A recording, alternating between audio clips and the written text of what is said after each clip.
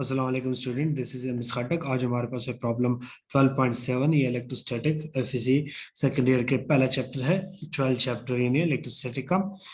तो इस प्रॉब्लम में हमने फाइंड क्या करना है। A particle having a charge of 20 electron and it falls through a potential difference of 100 volt. Calculate the energy required by it in electron volt. क्या कहता है प्रॉब्लम कि हमारे पास एक पार्टिकल है जिस पे 20 इलेक्ट्रॉन चार्ज है। चार्ज ऑफ 20 इलेक्ट्रॉन एट ऑन एट, यानी 20 इलेक्ट्रॉन पे जितना चार्ज होता है उस पार्टिकल पे उतना चार्ज है।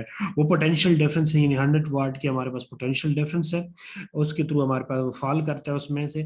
तो जो जो फॉल करता है, जो उस पे फिर एनर्जी रिक्वायर्ड होती है, एनर्जी आती है। तो बाय तो calculate the energy required by at an electron volt. तो एनर्जी जो उसमें होती है, बनती है मोशन की वजह से, जो एनर्जी आती है यानी काइनेटिक एनर्जी जो, तो उसको हमने फाइंड करना है इलेक्ट्रॉन वोल्ट में।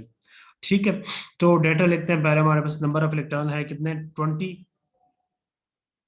पोटेंशियल डिफरेंस हमारे पास del V, change in potential difference है 100 वोल्ट है। और एनर्जी का, क्योंकि वो मोशन में होंगी जब हम पोटेंशियल डिफरेंस के अक्रॉस उसको गिराएंगे, फॉल कराएंगे, तो इसकी वजह से kinetic energy, so energy required kinetic energy होगी हमारे पास। तो इस केस में हम जानते हैं कि जो काइनेटिक एनर्जी होती है, del kinetic energy is equal to Q del V.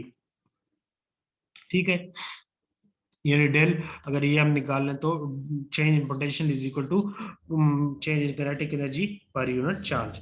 ठीक है, तो चार्ज हमें नहीं पता, हमें गिवन नहीं है, तो हम क्या करेंगे, हमारे पास फॉर्मूला होता है Q is equal to N E. ये स्मॉल एन भी आप यूज कर सकते हैं, कैपिटल भी। तो Q is equal to N E, N number of charge को 20 है हमारे पास। ई जो है इलेक्ट्रॉन की वैल्यू, वो वन चार्ज इन इलेक्ट्रॉन कितना होता है, 1.6 एक्सपोनेंशियल माइनस 19 कूलम। ये आपको याद रखना है। तो मल्टीप्लाई करेंगे तो हमारे पास कितना आ जाएगा, चार्ज की जो वैल्यू है वो हमारे पास कितनी आ जाएगी, 3.2 एक्सपोनेंशियल माइनस 18 कूलम। यानी 20 इलेक्ट्रॉन जो होंगे उस पर टोटल कितना चार्ज होगा, 3.2 एक्सपोनेंशियल माइनस 18 कूलम का चार्ज होगा 20 इलेक्ट्रॉन्स पे। अब ये फार्मूले में पुट करते हैं तो del kinetic energy is equal to Q del V. तो क्यू की वैल्यू हमारे पास ये आ गई 3.2 exponential minus 18 multiply del V 100 watt volt था।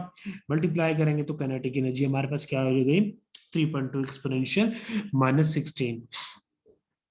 यानी अगर हम 3.2 एक्सपोनेंशियल माइनस 18 कूलम चार्ज, यानी उस पार्टिकल पे जो 20 इलेक्ट्रॉन का चार्ज था, जो कि हमारे पास 3.2 एक्सपोनेंशियल माइनस 18 बनता है, और उसको हम 100 वॉट के पोटेंशियल डिफरेंस में से गिराएंगे, तो जो उसकी मोशन में से काइनेटिक एनर्जी बनेगी, वो हमारे पास काइनेटिक एनर्जी उस पार्टिकल में आएगी, वो कितनी होगी, 3.2 एक्सपोनेंशियल माइनस 16 जॉल। ठीक है, यहाँ इसका यूनिट जो होगा वो जॉल होगा।